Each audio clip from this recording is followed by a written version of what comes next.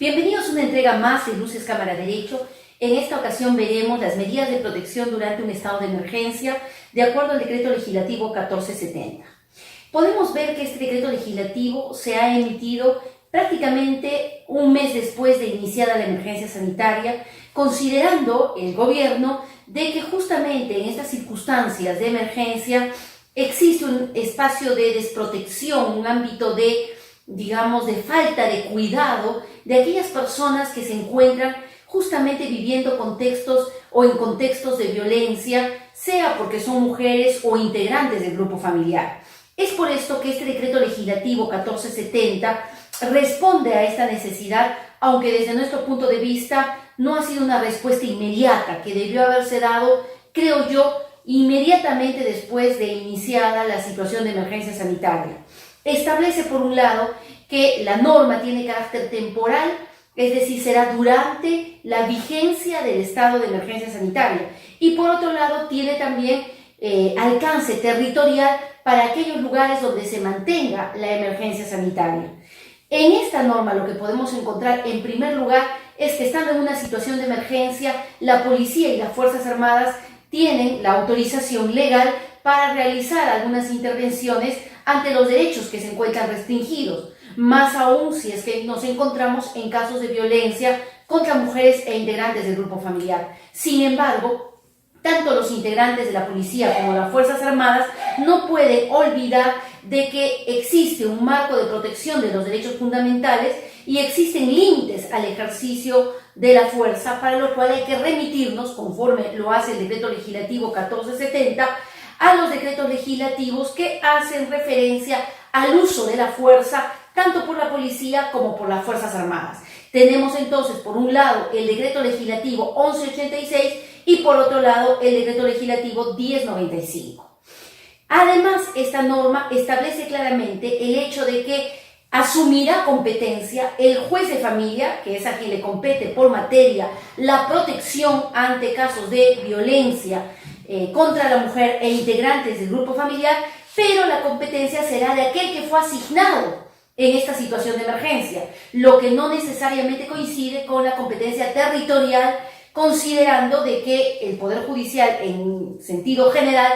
tiene suspendidas sus funciones hasta que se dé un levantamiento paulatino, como ya se está programando con las directivas que en algún momento ya salieron publicadas. Entonces, aquel juez de familia designado para este estado de emergencia será quien tendrá que dictar las medidas de protección y las medidas cautelares. A su vez, esta norma establece el hecho de que relativiza la ficha de valoración de riesgo, en tanto dice que la policía, cuando reciba la denuncia, le dará un trámite inmediato sin necesariamente realizar la ficha de valoración de riesgo. Esto en la medida, dice la norma, en que sea posible. Entendemos que justamente por la situación de emergencia es que se puede prescindir de este instrumento y se reitera en esta norma que el juez deberá realizar sin audiencia y con lo que tuviera disponible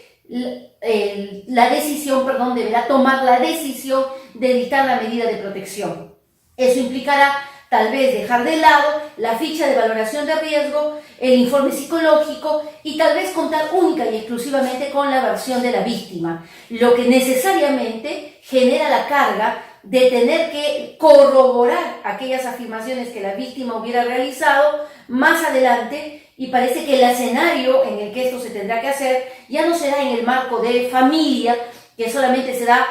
por fines de prevención, sino en el ámbito penal, donde se tendrán que verificar las responsabilidades en razón de estas fórmulas de violencia que puedan haber sido criminalizadas. Entiéndase que la ficha de valoración de riesgo, el informe psicológico, eran elementos fundamentales para los procesos de esta naturaleza. Sin embargo, entendemos que por la situación de emergencia sanitaria, el juez tendrá que dictar, justamente por evitar futuras agresiones, las medidas de protección de manera inmediata, pasando por alto estos elementos, pero lógicamente con el cargo de que más adelante todo tenga que ser corroborado, porque recordemos que estas medidas de protección también van a implicar ciertas consecuencias negativas y recorte de derechos fundamentales para el agresor.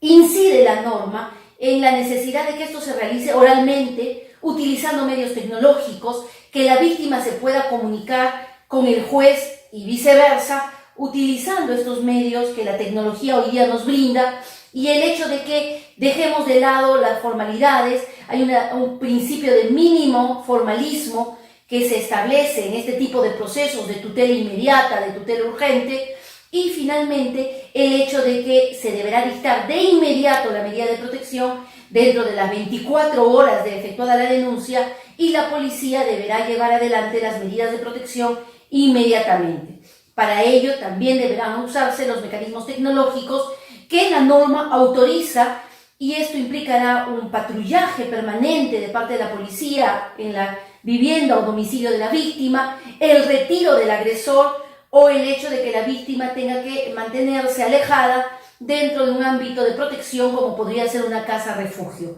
Esperemos que con estas normas o esta normativa podamos dar mayor eficacia al sistema de protección en supuestos de violencia y que no quede como una buena intención, considerando que efectivamente, como se han podido ver en las noticias, en esta situación de emergencia no es que han desaparecido los casos de violencia, sino que se han hecho visibles y posiblemente las cifras se han incrementado, considerando que hay una convivencia mayor en el núcleo familiar, y eso trae algunas consecuencias, entre ellas la violencia, y también el hecho de que existe también poco control o vigilancia en algunos ámbitos de parte de la seguridad pública, que también puede llevar a agresiones que, conforme se han visto, incluso pueden llegar a ser sexuales, tanto en el ámbito familiar como fuera de dicho marco. Agradecemos su atención y nos vemos en una siguiente entrega.